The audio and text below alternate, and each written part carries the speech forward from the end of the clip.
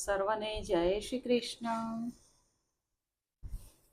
આપણે 65મા પાઠમાં શીખ્યા હતા કે બાળક એ બાળ કૃષ્ણનું સ્વરૂપ છે, તેનું અપમાન કોઈ દિવસ ના કરશો. બીજું આપણે શીખ્યા હતા કે મન, વાણી અને ક્રિયા એક હશે તો જ તમે ભગવાનની ભક્તિ બરાબર કરી શકશો. શું એક હશે? આપણું મન એટલે આપણે જે વિચારીએ છીએ, આપણી વાણી એટલે આપણે જે બોલીએ છીએ, અને આપણે જે ક્રિયા કરીએ છીએ એ ત્રણેય વસ્તુ એક હોવી જોઈએ. ઘણા લોકો આને ખરાબ ના લાગે કે એના માટે બોલે અલગ, કરે અલગ અને મનમાં વિચારતા અલગ હોય તો એ ભક્તિ કરી શકે નહીં. એટલે મન, વાણી અને ક્રિયા એક હોય તો જ ભગવાનની ભક્તિ બરાબર થઈ શકે અને ત્યારે જ તમને આનંદ મળશે. બીજું આપણે શીખ્યા હતા કે ભગવાન એક જ વિચારે છે કે તેને મારા માટે પ્રેમ છે કે નહીં. પરમાત્માને પ્રેમથી પોકારવું એટલે તે દોડતા આવે છે. એકાંતમાં પ્રભુને તમારા દુઃખની કથા કહેજો, પ્રભુને મનાવજો. ભગવાન આ પાપની આદત છૂટતી નથી, કૃપા કરો. પ્રભુને આ પ્રમાણે પ્રાર્થના કરશો તો પ્રભુ જરૂર સાંભળશે. હવે આગળ જોઈએ. સચ્ચિદાનંદ રૂપાય વિશ્વોત્પત્યાદિ હેતવે તાપત્રય વિનાશાય શ્રીકૃષ્ણાય વયમ નમઃ. જે જગતની ઉત્પત્તિ, સ્થિતિ અને વિનાશનો હેતુ છે તથા જે ત્રણેય પ્રકારના તાપોના નાશ કરવાવાળા છે એવા સચ્ચિદાનંદ સ્વરૂપ ભગવાન શ્રી કૃષ્ણને અમે વંદન કરીએ છીએ. આપણે અગાઉ ધ્રુવની કથા જોઈ રહ્યા હતા કે ધ્રુવને પોતાની સગી માસુ નીતિએ સમજાવ્યું કે તને ઓરમાન માએ સાચું કીધું છે, તું જઈને તપ કર, પણ ઓરમાન માને પગે લાગીને જજે. 5 વર્ષનો બાળક ધ્રુવકુમાર ઓરમાન માતા સુરુચિને વંદન કરવા આવે છે. સુરુચિ અક્કડમાં ગાદી ઉપર બેઠી છે. ધ્રુવજી તેને સાષ્ટાંગ વંદન કરે છે. સુરુચિએ પૂછ્યું, તું મને કેમ વંદન કરે છે? ધ્રુવજીએ કહ્યું કે માં, હું વનમાં જાઉં છું, તમારો આશીર્વાદ લેવા આવ્યો છું. એક ક્ષણ માટે તો સુરુચિનું હૃદય પણ પીગળી ગયું કે કેવો ડાયો છે, મેં તેનું અપમાન કર્યું છતાં મને વંદન કરે છે. પણ તેનો સ્વભાવ દુષ્ટ હતો. સ્વભાવ જલ્દી સુધરતો નથી. વિચાર્યું કે ધ્રુવ અત્રે રહેશે તો ઉત્તમના રાજ્યમાં ભાગ પડાવશે. તેથી કહ્યું, બહુ સારું, વનમાં જજે, મારો આશીર્વાદ છે. બાળક વંદન કરે છે તો પણ સુરુચિના દિલમાં લાગણી થતી નથી. સ્વભાવને સુધારવો કઠણ છે. સત્કર્મનું પુણ્ય અતિશય ન વધે ત્યાં સુધી સ્વભાવ સુધરશે નહીં. સ્વભાવ ક્યાં સુધી નહીં સુધરે? જ્યાં સુધી સત્કર્મનું પુણ્ય અતિશય ન વધે ત્યાં સુધી. સુખદેવજી વર્ણન કરે છે, સત્કર્મનું પુણ્ય અતિશય ન વધે. સુખદેવજી વર્ણન કરે છે, રાજન, 5 વર્ષનો બાળક આજે વનમાં જાય છે. માએ આશીર્વાદ આપ્યા છે. ભાગવતની મા બાળકને વનમાં તપશ્ચર્યા કરવા મોકલે છે, ધ્રુવની જેમ. ત્યારે અત્યારની માતાઓ બાળકને સિનેમા જોવા મોકલે છે. સિનેમા જોવા પૈસા આપીને મોકલે છે, બેટા જા, તારું કલ્યાણ થશે. સિનેમા જોવાથી શું કલ્યાણ થાય? સિનેમા જોવાથી આંખ બગડે, શરીર બગડે, મન બગડે અને અંતે જીવન બગડે. પૈસા ખર્ચીને અંધારામાં બેસવું તે અજ્ઞાન છે. આ હસવાની વાત નથી, આ રડવાની વાત છે. સિનેમામાં બાળકને મોકલનાર માં બાળકની માતા નથી પરંતુ શત્રુ છે. ધન્ય છે માતા સુનીતિ જેવીને જે બાળકને સારા સંસ્કાર આપે છે. માતાના વાંકથી બાળક દુશ્ચરિત્રનો થાય છે. અગર બાળકને મોટું કરવામાં જો માતાનો વાંક હોય તો માતાના વાંકથી બાળક દુશ્ચરિત્રનો થાય છે. પિતાના દોષથી મૂર્ખ બને છે. પિતાનો દોષ હોય બાળકમાં તો બાળક મૂર્ખ બને. વંશનો દોષ હોય તો બાળક કાર્પણ્ય બને, એટલે કે ભીરું બને, અને પોતાનો જ દોષ હોય તો એ દરિદ્ર બને છે. આ ખાસ યાદ રાખવા જેવું છે. બાળક મોટા થઈને કેવા બને? અગર એ ખોટા રસ્તે ગયા હોય તો સમજી જવાનું કે આમાં એની માતાનો વાંક છે. અગર બાળક મૂર્ખ હોય તો એના પિતાનો વાંક છે. બાળક કાર્પણ્ય એટલે ડરપોક ભીરું હોય તો એના વંશનો દોષ છે. અને બાળકનો અગર પોતાનો દોષ હોય તો તે દરિદ્ર બને. બે માતાઓના આશીર્વાદ મેળવી ધ્રુવકુમાર વનમાં જાય છે. વિચાર કરો, 5 વર્ષનું બાળક વનમાં જાય છે.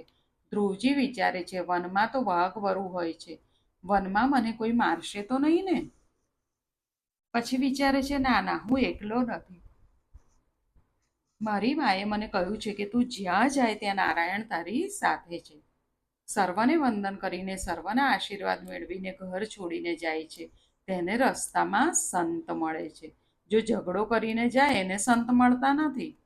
કેટલાક ઝઘડો કરીને ઘર છોડે છે. ઝઘડો થાય એટલે ઘર છોડે અને બાવા બની જાય. આવા બાવાના બંને બગડે. ધ્રુવજી વિચાર કરતા કરતા જાય છે, ઘરમાં તો મારી મા મને બેટા કહીને બોલાવતી, વનમાં મને કોણ ગોદમાં બેસાડશે? કોણ મને પ્રેમ કરશે? જે માર્ગે ધ્રુવ જતા હતા તે જ માર્ગે નારદજી આવતા હતા. ધ્રુવજી વિચારે છે, આ કોઈ સંત લાગે છે. માતાએ સારા સંસ્કાર પાડેલા. રસ્તામાં કોઈ સાધુ મળે તો તેને સાષ્ટાંગ પ્રણામ કરવા. ધ્રુવજી નારદજીને સાષ્ટાંગ પ્રણામ કરે છે. પ્રણામ સાષ્ટાંગ કરવા. પ્રકૃતિ અષ્ટધા છે. તે 8 પ્રકૃતિ સ્વરૂપ પરમાત્મામાં મળી જવાની ઈચ્છા બતાવવા માટે સાષ્ટાંગ પ્રણામ કરવાના હોય છે. પ્રણામથી આત્મનિવેદન થાય છે. અધિકારી શિષ્યને સદગુરુ રસ્તામાં જ મળે છે. અધિકારી શિષ્યને સદગુરુ રસ્તામાં જ મળે છે. સદગુરુ તત્વ અને ઈશ્વર તત્વ એક જ છે. સદગુરુ તત્વ અને ઈશ્વર તત્વ એક જ છે. પરમાત્મા વ્યાપક છે તેમ સદગુરુ પણ વ્યાપક છે. સર્વ વ્યાપકને શોધવાની જરૂર પડતી નથી, પણ તેને ઓળખવાની જરૂર છે. બાળકનો વિનય જોતા નારદજીને અતિશય આનંદ થયો. સંતનું હૃદય પીગળી ગયું. ગોદમાં લીધો છે. ધ્રુવના માથા ઉપર હાથ મૂક્યો છે. કોઈ મહાપુરુષનો હાથ મસ્તક ઉપર આવે છે ત્યારે મનના વિકારો શાંત થાય છે. કોઈ મહાપુરુષનો હાથ મસ્તક ઉપર આવે છે ત્યારે મનના વિકારો શાંત થાય છે. ધ્રુવ વિચારે છે, મારી માના આશીર્વાદથી રસ્તામાં મને બીજી માં મળી. એક માં બાળકને સ્તનપાન કરાવી પુષ્ટિ આપે છે અને ગુરુરૂપી માં કાયમના માટે સ્તનપાન છોડાવે છે, એટલે જન્મ મરણના ત્રાસમાંથી જ મુક્તિ અપાવે છે. મોક્ષ અપાવે એટલે ફરી કોઈ વખત જન્મ લઈને સ્તનપાન કરવું જ ના પડે. સ્તનપાન કરાવનાર માં શ્રેષ્ઠ કે સ્તનપાન છોડાવનાર માં શ્રેષ્ઠ? ગુરુ જ શ્રેષ્ઠ છે. બેટા, હું તને એવો ઉપદેશ આપીશ કે તને કોઈ માને ધાવવાનો પ્રસંગ જ નહીં આવે. નારદજી પૂછે છે, બેટા તું ક્યાં જાય છે? ધ્રુવજી ઉત્તર આપે છે, હું વનમાં જાઉં છું. હું ભગવાનના દર્શન કરવા જાઉં છું. મારી માએ કહ્યું છે કે મારા સાચા પિતા નારાયણ છે. હું મારા સાચા પિતા નારાયણની ગોદમાં બેસવા જાઉં છું. આ સાંભળી નારદજી ડોલ્યા છે. નારદજી ધ્રુવના નિશ્ચયની પરીક્ષા કરે છે. સદગુરુ શિષ્યની પરીક્ષા કરે છે, પછી ઉપદેશ આપે છે. નારદજી બોલ્યા, તું બાળક છે, અત્યારથી જપ કરવાની શું જરૂર છે? બાલ્યવસ્થા તો રમવા માટે છે. બેટા, બાલ્યવસ્થા તો રમવા માટે છે, તો અત્યારથી તારે જપ કરવાની જરૂર નથી, એવું નારદજી પરીક્ષા કરવા સમજાવે છે. મારા વિચાર પ્રમાણે સાધારણ પુરુષોને માટે ઈશ્વરને પ્રસન્ન કરવા ઘણું કઠણ છે. જેની કૃપા મેળવવા તું ઈચ્છે છે તે ભગવાન તો ખરેખર પુરુષોથી દુરારાધ્ય, આરાધવા મુશ્કેલ છે. મોટા મોટા ઋષિઓ અનેક જન્મથી ઈશ્વરનું આરાધન કરે છે, તેને પણ ભગવાન મળતા નથી. મોટા મોટા મુનિઓ પણ ભગવાનના માર્ગને શોધે છે, છતાં તેને જાણી શકતા નથી. તું મોટો થઈને દરેક પ્રકારના સુખ ભોગવીને વૃદ્ધાવસ્થામાં નિવૃત્ત થઈને પછી વનમાં જજે, એવું નારદજી કહે છે. આરામથી ત્યાં ભગવાનનું ભજન કરજે, ત્યારે રામ રામ કરજે, ભગવાન તને મળવા આવશે. તું માને છે કે ભગવાન મને ગોદમાં બેસાડશે, પણ મોટા મોટા ઋષિઓ હજારો વર્ષ તપશ્ચર્યા કરે છે, તેમ છતાં તેઓ પરમાત્માના દર્શન થતા નથી. તો તારા જેવા બાળકને પરમાત્માના દર્શન કેવી રીતે મળશે? એટલે તું ઘરે જા. ધ્રુવકુમારે કહ્યું, ના ના, જે ઘરમાં મારું માન નથી તે ઘરમાં મારે રહેવું નથી. 5 વર્ષના ધ્રુવકુમાર ઘરનો ત્યાગ કરીને ભગવાનનું ભજન કરવા ચાલી ગયા છે. ધ્રુવજી કહે છે કે મારે પિતાની ગાદી ઉપર બેસવું નથી. મેં તો નિશ્ચય કર્યો છે કે મારે આ જન્મમાં જ પરમાત્માના દર્શન કરવા છે. માટે ગુરુજી, તમે મને ઉપાય બતાવો. ધ્રુવનો દ્રઢ નિશ્ચય જોઈને નારદજી ધ્રુવકુમારને કહે છે કે જે મનુષ્ય પોતાનું કલ્યાણ કરવા ઈચ્છતો હોય અને ધર્મ, અર્થ, કામ, મોક્ષને પ્રાપ્ત કરવા માંગતો હોય તો તેને માટે શ્રી હરિના ચરણોનું સેવન એ જ એકમાત્ર ઉપાય છે, એકમાત્ર સાધન છે. શું સાધન છે? શ્રી હરિના ચરણોનું સેવન. તું મધુવનમાં જા. વૃંદાવનમાં મધુવન છે, જ્યાં ધ્રુવજીને નારાયણના દર્શન થયા હતા. યમુનાજી કૃપાળુ છે. શ્રી યમને મહારાણી કૃપાદેવીનો અવતાર છે. ભાગવતમાં 5 જગ્યાઓ એવી બતાવી છે કે જ્યાં પરમાત્મા અખંડ વિરાજે છે. 5 જગ્યાઓ એવી છે જ્યાં પરમાત્મા અખંડ વિરાજે છે. ક્યાં ક્યાં? મધુવનમાં, વૃંદાવનમાં મધુવન છે ને, મધુવનમાં, શ્રીરંગમમાં, દ્વારકામાં,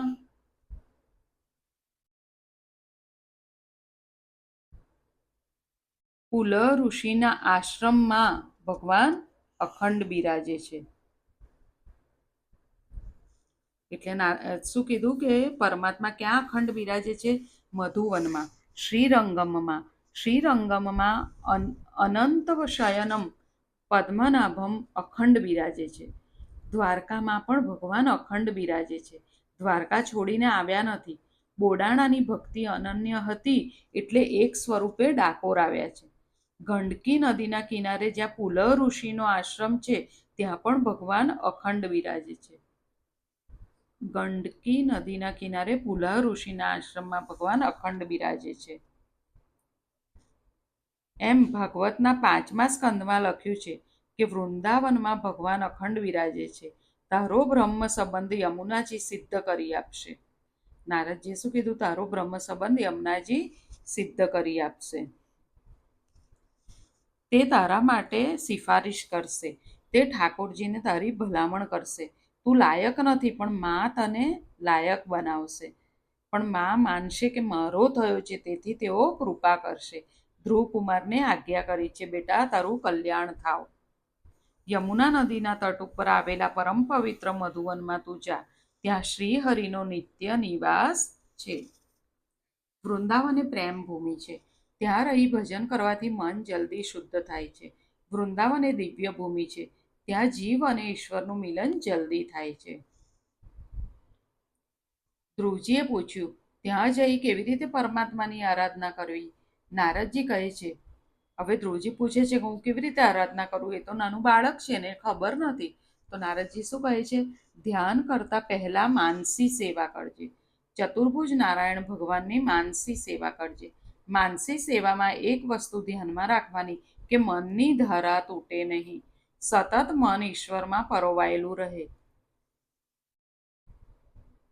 માનસી સેવા અતિ શ્રેષ્ઠ માની છે. ભગવાન શંકરાચાર્ય જેવા પણ શ્રી કૃષ્ણની માનસી સેવા કરતા હતા.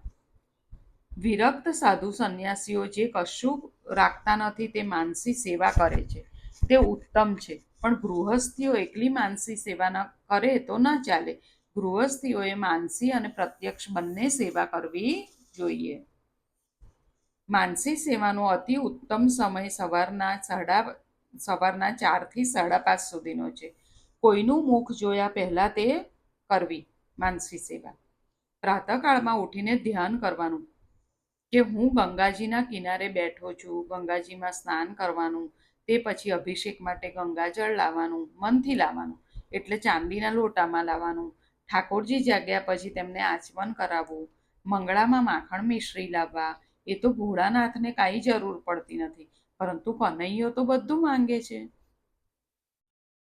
પછી શ્રી કૃષ્ણને સ્નાન કરાવવું, બાળકૃષ્ણને ગરમ જળથી નવડાવો, ઠાકોરજીને તે પછી શ્રૃંગાર કરાવો. ગરમ એટલે હુંફાળા જળથી નવડાવો, ઠાકોરજીને તે પછી શ્રૃંગાર કરાવો. શૃંગાર ન કરો તો પણ ભગવાન તો સુંદર જ છે, પણ શૃંગાર કરવાથી તમારું મન સુંદર થશે. આપણું મન બગડેલું છે, તેને શુદ્ધ કરવા માટે શ્રૃંગાર છે. શૃંગારમાં સમાધિ જેવો આનંદ મળે છે. શૃંગાર પછી પરમાત્માને સુંદર ભોગ ધરાવો, તે પછી તિલક કરો, આરતી ઉતારો.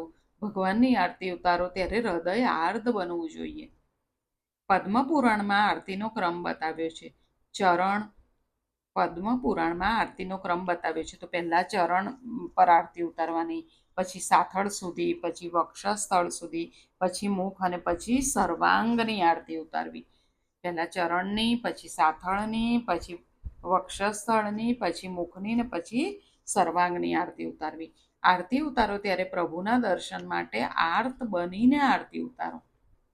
ભગવાનના દર્શન કરતા કરતા ધ્યાન કરવાનું. શ્રી હરિનું ધીર મનથી ધ્યાન કરજે. બેટા, ધ્યાન સાથે જપ થવો જોઈએ.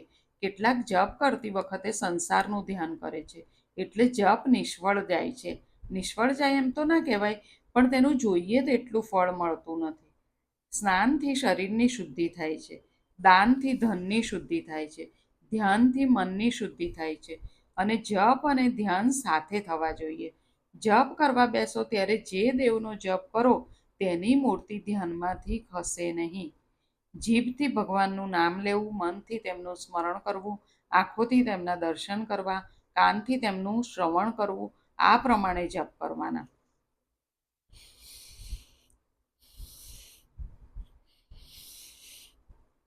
બેટા, હું તને એક મંત્ર આપું છું. ઓમ નમો ભગવતે વાસુદેવાય. નારદજીએ ધ્રુવને મંત્ર કયો આપ્યો? ઓમ નમો ભગવતે વાસુદેવાય. એ મહામંત્રનો તું સતત જપ કરજે.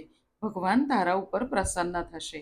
મારો આશીર્વાદ છે, તને 6 મહિનામાં ભગવાન મળશે. સંચિત પ્રારબ્ધ કર્મને બાળવા 3 જન્મ લેવા પડે છે.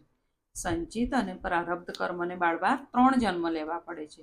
ગીતાજીમાં ભગવાને કહ્યું છે, ઘણા જન્મોને અંતે જીવ મને પ્રાપ્ત કરે છે.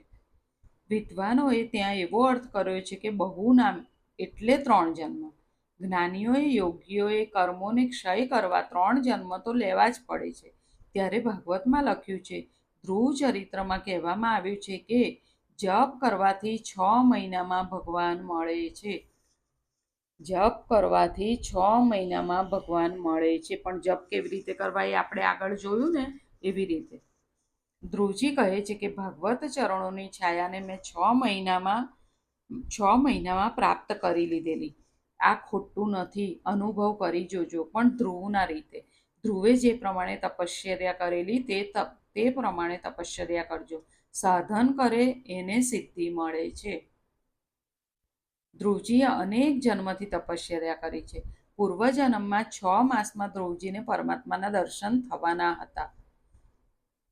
ગયા જન્મમાં ધ્રુવજી જે બન્યા એના આગલા જન્મમાં ધ્રુવજીને 6 મહિનામાં પરમાત્માના દર્શન થવાના હતા. એના યોગને 6 મહિના બાકી હતા. પૂર્વજન્મમાં ધ્રુવજી ધ્યાન કરતા હતા, પણ ત્યાં એક રાજા અને રાણી આવ્યા.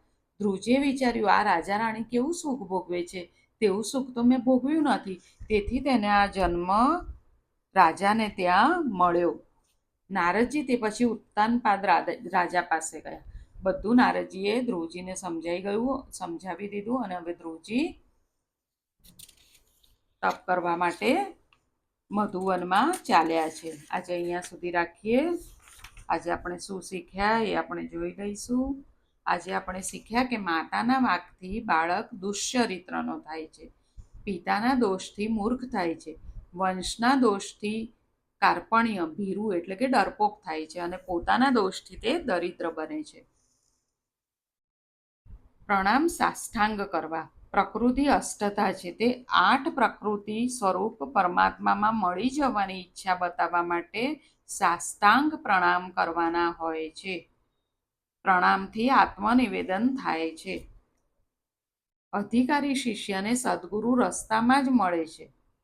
સદગુરુ તત્વ અને ઈશ્વર તત્વ એક જ છે. પરમાત્મા વ્યાપક છે તેમ સદગુરુ પણ વ્યાપક છે.